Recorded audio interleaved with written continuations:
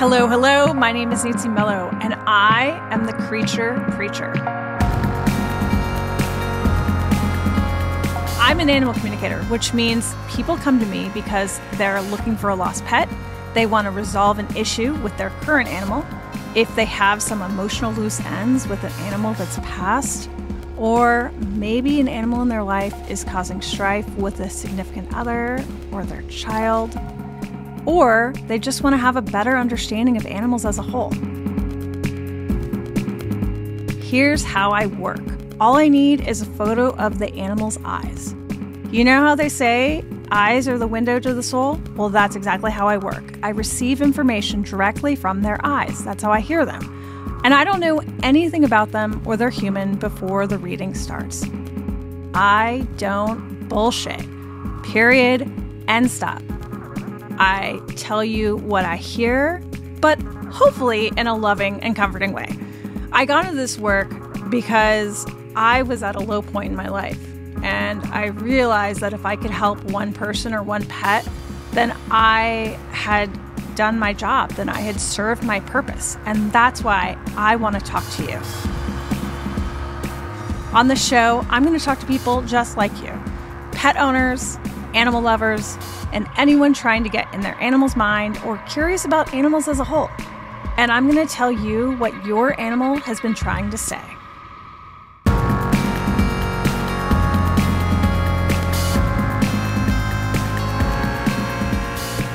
So just as a reminder, I haven't met today's animal guest or person guest yet, but I think you should know something about them before we get started.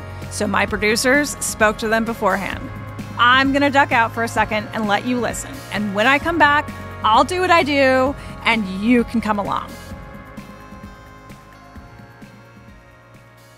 He is the only one in the family that everybody agrees on at all times. Yeah. At no point is anybody like, Dave, come on. You know what I mean? Like, even when he's like being rascally or whatever, you're like, oh, this is great. I'm Annie Simons. I'm a teacher in Los Angeles. My name is Timothy Simons. I'm an actor and a writer, and I live in Los Angeles. We have twin 6th graders and a dog named Dave. I mean, he's the best. He's a mini labradoodle. He's like a caramel color. He's about 30 pounds. Everyone likes him immediately. He looks like your favorite stuffed animal has come to life. We knew we wanted a family dog when the kids got old enough to ask for a family dog. And we really wanted this breed because it was a therapeutic dog for children who have emotional dysregulation issues. Both of them are like, what do we say? Like neurologically atypical? They're both neurodivergent, I guess is what they say. Yeah. But we had gone through a breeder that like prioritizes families that need the dogs. It was a long drive back from the breeder. It was like a 2 or 3 hour drive. And I'm a theater teacher, so I was like, how about Horatio? Nobody wanted Horatio. Right away, one of the twins was like, Dave. And the other twin was like, yeah, Dave. And we were like, okay, yeah, guys, like it's the beginning of the drive. So good start, but like, let's workshop it a little bit. Like, let's talk about like characters from books, like, you know, whatever. Every single time we would bring something up, he'd be like, yeah, that's a good idea, but the dog's name is Dave. It did not go well at first. It really ruined our entire life. Not because Dave is perfect. Dog ownership is what ruined it. You know, a puppy is difficult, and it made us realize how close to our capacity we already were. And so when Dave came in, it all fell apart. Our ability to handle whatever was going on, we were just right on the edge. And then throwing in like a very schedule-heavy puppy just kind of pushed us over the cliff. Like, I remember that the breeder had very specific instructions about how to potty train the dog. And it was basically, the dog doesn't touch the ground. I mean, like, the dog's feet will never touch the floor of your home while it is, like, learning to go to the bathroom outside. You will carry it. The dog would be in the crate for a certain amount of time. In the morning, when the dog would wake up, we would carry the dog outside, and the dog would be outside until it went to the bathroom. And then we could carry the dog or put the dog back in the crate, but it was not allowed to walk around the house. Yeah, well, guess what? It's fucking insane. I'm the one that has to do it because I have the flexible schedule, but I was given like a list of things that had to be done for this dog that was more intricate than what the hospital gave us when we took the babies home. I had like a baby Bjorn, but it was like a little sack that like Dave would go in so that like his little head would pop out. And I mean, like, it was the cutest thing that you've ever seen. But also making me... This is also making me remember how awful this was. The other part about our son is that he had impulse control, like a lot of children, but he was just like touching the dog in such a strong way. And I think it did provide him some really nice, calm feeling, but he didn't understand that the dog wasn't a stuffed animal. So that was stressful. All the animal knows is that you are grabbing him kind of roughly and shoving your face into his face.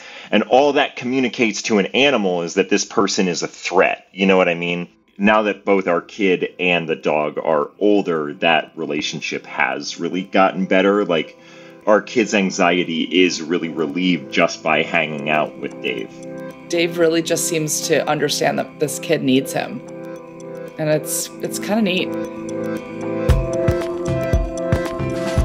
I'm afraid my questions won't be like exciting enough, but I would like to know if he worries about our family and if he's happy here at this house. Stop it. Have we put too much on Dave to be the emotional support of the four of us? Especially the one.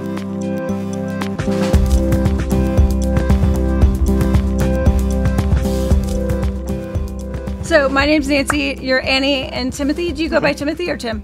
Tim's fine. I'm totally normal. Like, I was just eating a Snickers bar in the car, waiting to pick my son up from school. Like, I call myself an evidential medium, an animal communicator. Like, I don't bullshit. I promise you, like, I'm not going to say anything to piss you off. Hopefully not. Okay. And if I do, just tell me to fuck off and we're good. Anyway, okay, cool. The only information I got beforehand was I always need just a photo of their eyes. I don't know what it is about the eyes. It's with pets, people. All I need is their eyes, past or living. That's all I need. So the first thing I was getting from him is that he says that he's very much a fan of routine. Very much a fan of his routine. But he doesn't like exploring too much. And that was interesting because a lot of dogs are like, yeah, let's go hike, let's go climb some rocks. And Dave's like, no, I'm good just doing my usual. But he's introverted for a dog. So animals, just like people, have autonomy. They have their own personalities. And it's not that he doesn't care for people. In fact, he was saying that he likes people. And there's an older woman that comes over and visits sometime with short gray hair, maybe short hair. Does that make any sense? My mom is here right now. Oh, there you go. He likes her a lot. So she doesn't live with you, correct? Right. Yeah, he says that he likes her a lot and he wants her to stay. Does he go on the bed she's been on? Something about he wants to go in her room and she shuts the door. It is his favorite room in the house is the guest room. And she, now when people are staying here, the door is closed more often. Yeah, that is his hangout room. Being that the door is closed, please ask your lovely mother to keep the door open even a little. Okay. And I don't know if there have been some changes where he's been going out more. No more changes. He wants to do the same thing every week. He doesn't want to go out anymore. So have you been taking him out more? No, but I went back to work a few months ago. So that's a change that he's not going out as much, I would say. He's at the house more often. But it's a change. Timothy, has your schedule changed? No, my schedule has not. No, well, actually, it has. There was a big shift once the kids went back to school, and I'm around the house a lot. We're all around the house a lot less. Well, and that's what he was saying. He wants his family around, and he just says no more changes. So I feel like he wants Annie back home with him. And something about, did you guys move a couple of years ago? He says no more moves. He doesn't want to move. No. What is he talking about with no more moves? Well, Annie, a few years ago, it would be the road trip that. Oh, yeah. We drove him to Maine and back. And he did not like that at all. Oh. He says that he gets car sick. He gets car sick when the back and forth. Okay. But yeah, no more road trips. Oh, that's interesting. That's good to know. Okay. Annie, are you taking notes? Yeah. Okay. I am. I want to remember this later. Do you guys have kids? We do, yeah.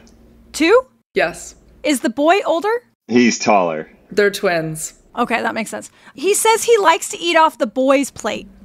He likes to go after the boy's food that the boy will feed him.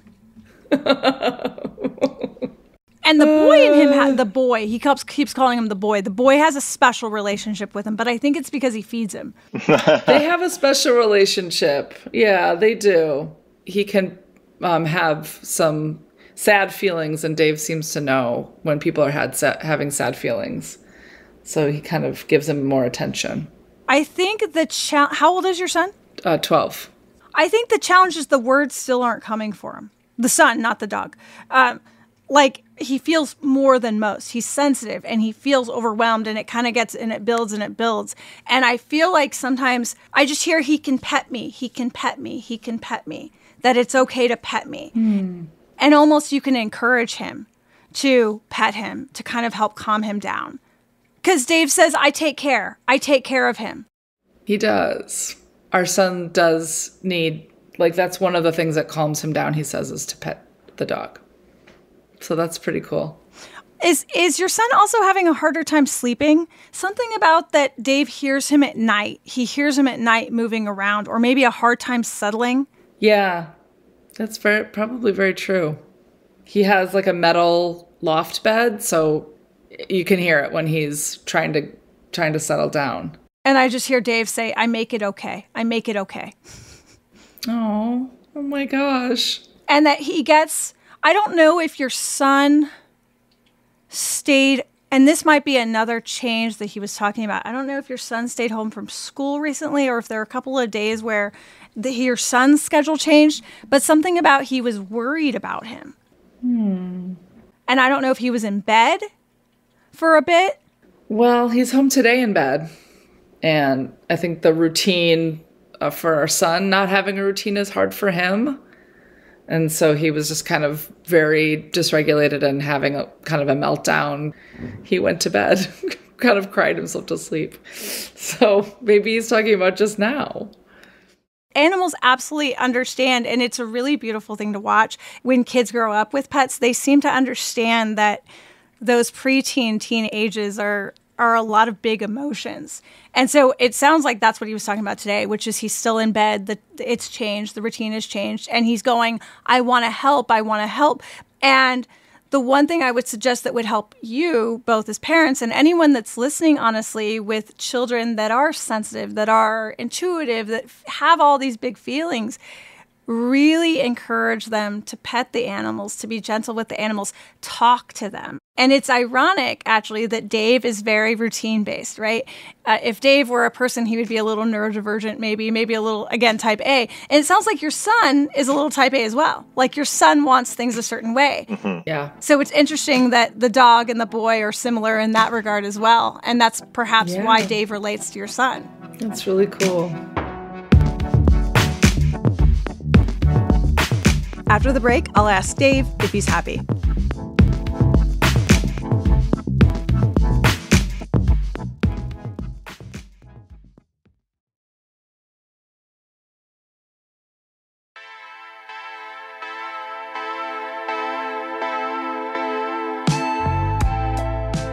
What questions did you have for Dave that maybe I can help with?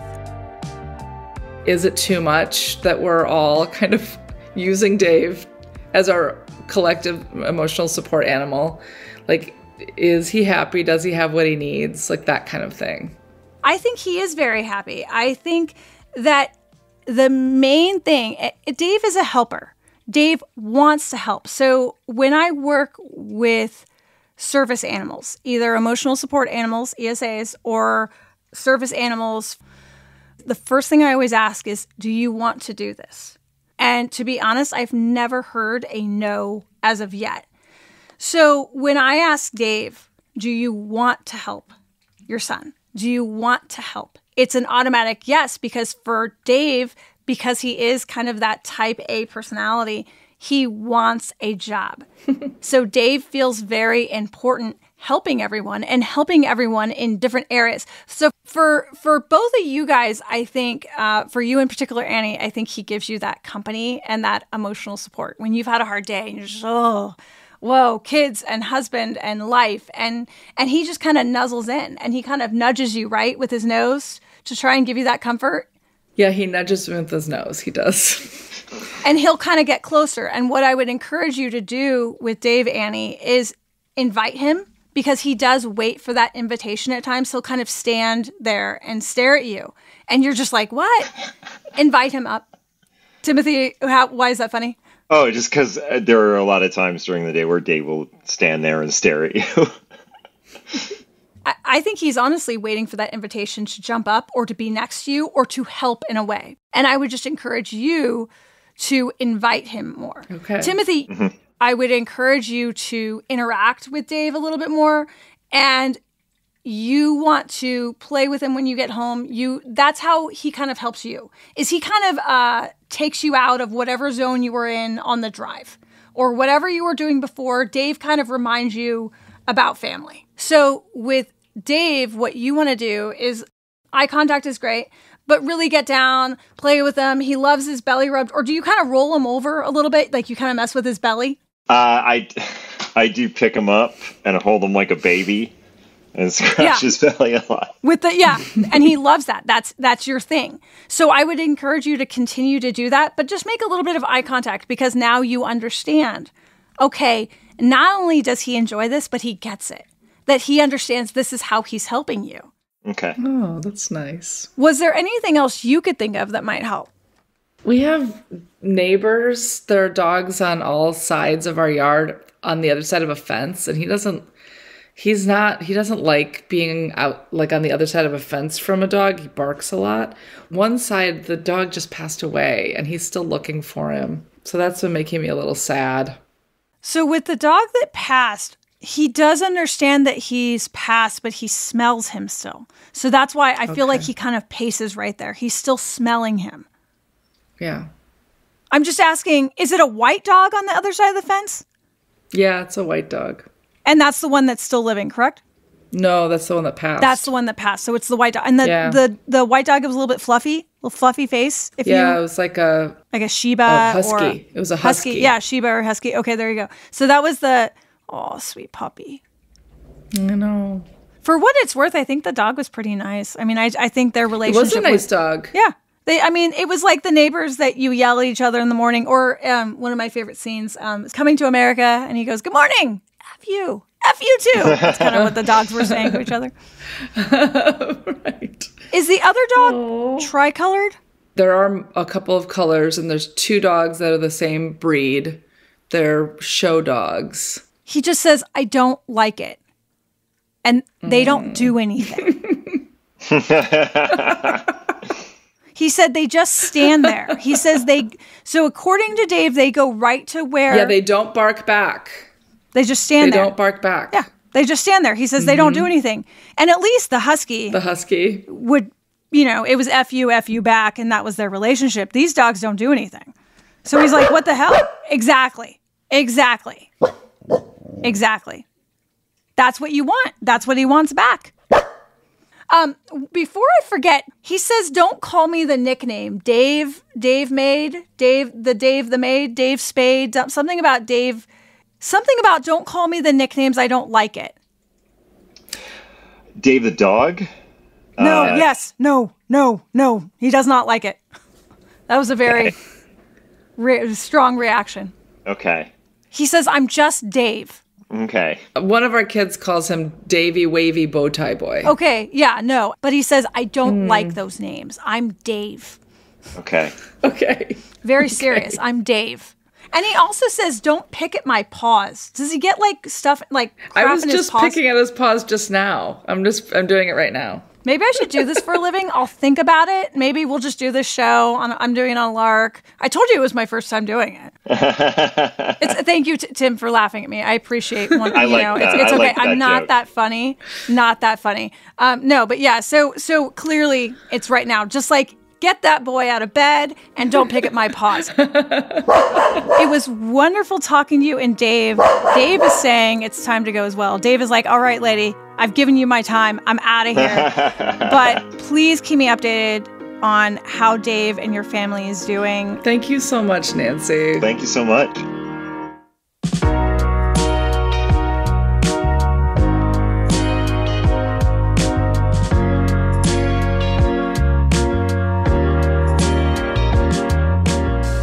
That was wild. There are definitely things that she brought up that were just correct. So there were moments that felt really surreal. Like, I'm definitely relieved if Dave likes helping and that he feels important. That makes me feel really good. My dad has always said, Dave's a working dog. You know, that's always been my dad's observation, is that Dave just wants to protect us and be with us. And if he feels helpful when people have those emotions, then like, I'm feeling good about that. I really loved it. I had a great time. It was really fun. But, oh, okay.